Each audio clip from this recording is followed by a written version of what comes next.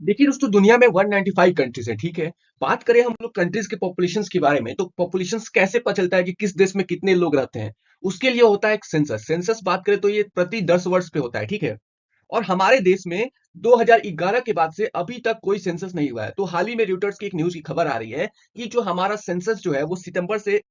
देखिए दोस्तों, जैसा कि मैंने आपको बताया कि सितंबर से जनगणना शुरू करने की परियोजना पे सरकार काम कर रही है। और गृह मंत्रालय हमारा और सांख्यिकी और कार्यक्रम मंत्रालय इस पे काम कर रहा है। किस समय पे? अभी भी काम कर रहा है। समय सीमा पर, विस्तृत समय सीमा की ज्यादा से ज्यादा टाइम मिले, सभी लोगों का जनगणना हो सके, इसलिए अभी भी काम चल रहा है। और सितंबर से ड्राफ्ट बनना तैयार हो जाएगा। देखिए, रिपोर्ट्स के माने तो एक जनगणना के सर्वे में लगभग 18 महीने का समय लगेगा, ठीक है। 2026 में जनगणना के आंकड़े प्रकाशित किए जाएंगे। पिछली बार हमारा जो सेंसस था 2011 में हुआ था, आप देख सकते हैं, यहाँ पे मैंने पिक्चर भी लगा दी है। और प्रत्येक 10 वर्ष के अंतराल पे जनगणना कराई जाती है, जैसे कि मैंने आपको पहले भी बताया है। वर्ष 2021 में कोरोना के वजह से जी की कोविड आ गया था। कोविड में ऑब्वियसली सभी काम ठप हो गए थे। देश की अर्थव्यवस्था थोड़ी बहुत रुक गई थी, उतनी स्पीड नहीं थी। तो समझिए कि एक एक चीज रुक गया था। तो फिर ऑब्वियसली सी बात है, जनगणना कैसे कराए। देखिए, अब जो जनगणना कराने की बात आ रही है उसमें पैसे लगते हैं। और 8,754 करोड़ आवंटित भी किया गया है। किसके द्वारा? हमारी फाइनेंस मिनिस्ट्री के द्वारा, केंद्रीय मंत्री।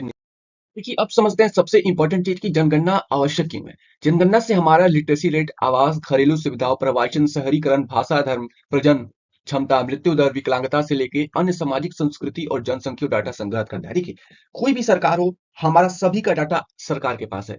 तो डाटा कैसे जाता है? अब कैसे पता चलेगा कि विशाल मिश्रा कौन से धर्म के हैं? तो लिटरे जब ये पॉपुलेशन काउंट होगा, सेंसस होगा, तो इसमें सारी चीजें पूछी जाएंगी। समझ रहे हैं ना? और इस पूछने वाली चीजें से पता चलेगा कि हाँ, ये आदमी इस धर्म का है, ये आदमी ये खाना, सॉरी, ये आदमी इस भाषा बोलता है, ये आदमी का बर्थ इतना हुआ है, ये आदमी के पास घर है, ये आदमी के पास घरेलू सुविधाएं हैं। तो मतलब सभी चीजें सरकार को बताता है सेंसस। और सेंसस समझिए एक बहुत इंपॉर्टेंट चीज है, समझ रहे हैं ना? 2011 की जनसंख्या के आधारित कई सरकारी योजना प्रभावित हो रही है। मतलब 2011 में थे हम लोग 120 करोड़, समझ रहे हैं ना? अभी हम लोग हो गए 140 करोड़ प्लस, ठीक है। तो देखिए, सरकारी योजना जो अभी भी काम कर रही है ना, ये 2011 के हिसाब से काम कर रही है, समझ रहे हैं ना? तो इसमें चेंजेस अभी तक नहीं हुए हैं। जब तक सेंसस दोबारा नहीं होगा तब तक सरकारी योजना चेंज नहीं होगी। और इससे होगा क्या कि 20 करोड़ तो हम लोग ज्यादा हो गए हैं। तो सरकारी योजना जो आती है, ये 2011 के सेंसस के हिसाब से 120 करोड़ लोगों के लिए ही आती है। ये 140 करोड़ से ज्यादा लोगों के लिए नहीं आती है। समझ रहे हैं ना? अब जब सेंसस हो जाएगा, मान लीजिए हम लोग 145 करोड़ आए, तो अब जो सरकारी योजना आएंगी, 100 टोटल 145 करोड़ लोगों को देख के आएंगी। समझ रहे हैं ना? अभी भी सरकारी योजना 2011 के हिसाब से डाटा से आती है। अब समझते हैं न्यू जनगणना की विशेषता। देश की पहली डिजिटल जनगणना होगी अभी। इस जनगणना की केंद्रीय रूप से जनगणना प्रबंधन और निगरानी पोर्टल पे उपलब्ध कराया जाएगा। मतलब एक पोर्टल है, उस पे आप जाके देख सकते हैं पूरा डिटेल्स में। समझ रहे हैं ना? वो पोर्टल सभी उपलब्ध कराया जाएगा भारत सरकार के द्वारा। जनगणना डाटा को कई भाषा में इस बार उपलब्ध कराएगा, जो कि बहुत बढ़िया है। भाषा समझिए कि इंपॉर्टेंट रखता है, बहुत इंपॉर्टेंट रखता है भाषा। और तमिल के लोग हम लोग से इसलिए जलते हैं, भाषा हम लोग का हिंदी है, उन लोग का तमिलियन है, ये सारी चीजें हैं। तो बेटर रहेगा सबका अलग अलग डाटा में उपलब्ध करा दिए, सब लोग खुश रहे। इस जनगणना के फॉर्म में ट्रांसजेंडर लोगों का अलग से विकल्प विकल्प दिया गया, जैसा कि मेल फीमेल होता है ना। एक मेल होता है, एक फीमेल होता है, एक अदर होता है। तो अब अदर भी उपलब्ध रहेगा ट्रांसजेंडर लोगों के लिए, जो कि बढ़िया बातें हैं। उन लोगों का भी अधिकार है, वो भी समाज के लोग हैं। जनगणना कराने वाले अधिकारी टैबलेट या स्मार्टफोन के साथ हर घर जाएंगे और सीधा डेटा पोर्टल पे जानकारी दर्ज करेंगे। जैसा कि मैंने बताया, इस बार डिजिटल होने वाली है, तो डिजिटल किससे होगा? स्मार्टफोन या लैपटॉप से होगा।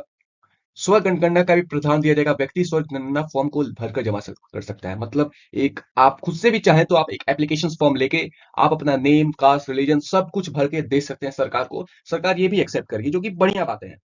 और इसमें लोगों को बढ़ चढ़ के आगे आ जाए कि हाँ, आपने जनगणना करवाइए। आप भी, हम भी तो इस देश के लोग हैं। भारत में जनगणना करवाने का दायित्व किसके पास है? देखिए, बेसिकली जो भारत में जनगणना करवाता है ना, वो गृह मंत्रालय, होम मिनिस्ट्री, समझ रहे हैं? अभी जो हमारे होम मिनिस्टर है अमित शाह हैं। जनगणना भारत के संविधान के अनुच्छेद 276 के तहत संघ विषय है। मतलब 276 जो हमारा आर्टिकल है, उसके तहत ये सारी जनगणना कराई जाती है।